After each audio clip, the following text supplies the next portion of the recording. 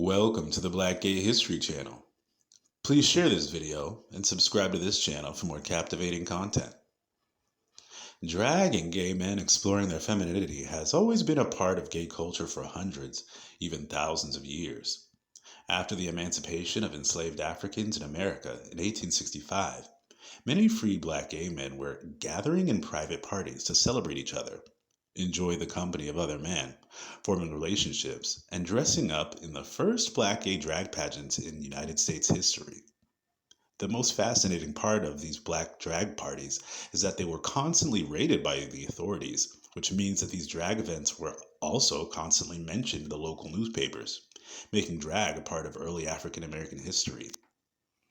Now, I've already spoken about the black gay American icon, Dorsey Swan, the first queen of drags in American history who hosted these events for the black gay community. But I also recently realized that because these parties were frequently talked about in local newspapers, and the men who went to these parties were arrested, that means that many of the partygoers were also mentioned in the papers. That means we know many of the other black gay men and previously enslaved people who attended and enjoyed these drag parties. When I say that drag has been a part of gay culture for hundreds of years, not only is this factually true, it's also true for many other cultures other than the black community. One of my favorite historic and gay dramatic films that is very similar to these stories of black gay parties of the late 1800s is the Mexican film Dance of the 41. The Dance of the 41 is a Mexican historic film based on true events about 41 high society Mexican men who were arrested for attending a secret party where they found boyfriends, had sex, put on gay plays for each other, and dressed up in women's gowns. This secret society of rich gay Mexican men had been going on for many years, with members being recruited, with strict rules about attending the parties to keep everything secret.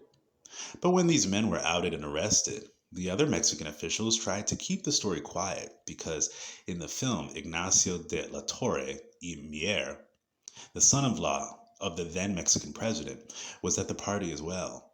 So I imagine that the scenes in this film were incredibly similar to the parties that the Queen of Drag, William Dorsey Swan, threw for his well-to-do black gay friends in the 1880s. What's even more fascinating is that there were multiple locations where these parties were happening, sometimes in Washington, D.C., while others were happening in the black gay historic neighborhood of Harlem, New York. A Washington Post article from April 13th, 1888, headline reads, "Negro Dive Raided. 13 black men dressed as women surprised at supper and arrested." End quote. I wanted to read this entire news clipping because it paints such a fascinating picture of how many of these black gay men were targeted for just dressing up in women's clothes and having fun. The news clip reads, "Last night, a party of colored men gave a ball in a house near the corner of 12th and F Streets Northwest. Most of them appeared in female attire of many colors.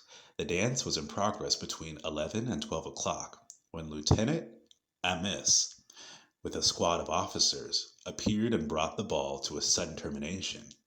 The men in female attire began to drop their gaudy costumes of silk and satin, and several of them jumped through the back window and escaped. The officers arrested 11 of them after a struggle and locked them up.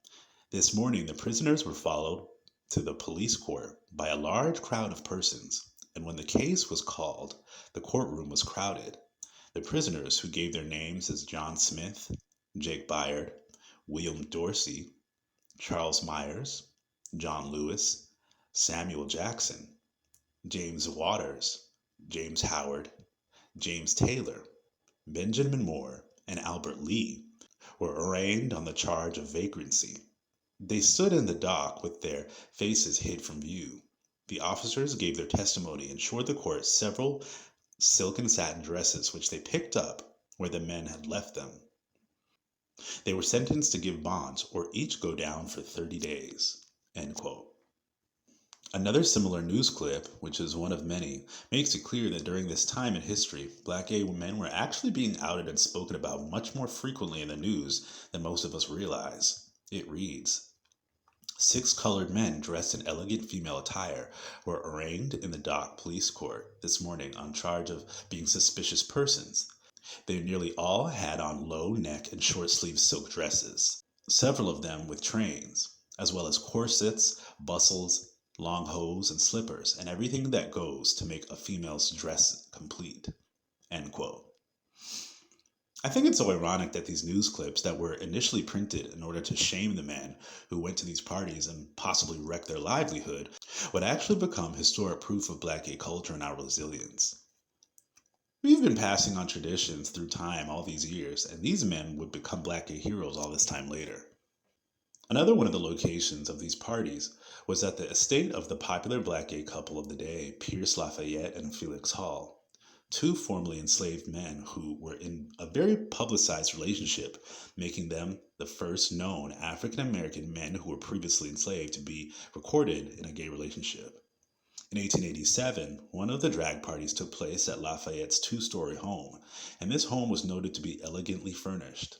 Lafayette and Hall's relationship was noted in the newspapers, and Felix Hall was shadily called Lafayette's mistress because Pierce Lafayette was the man considered to be the man or the partner with more social and financial power.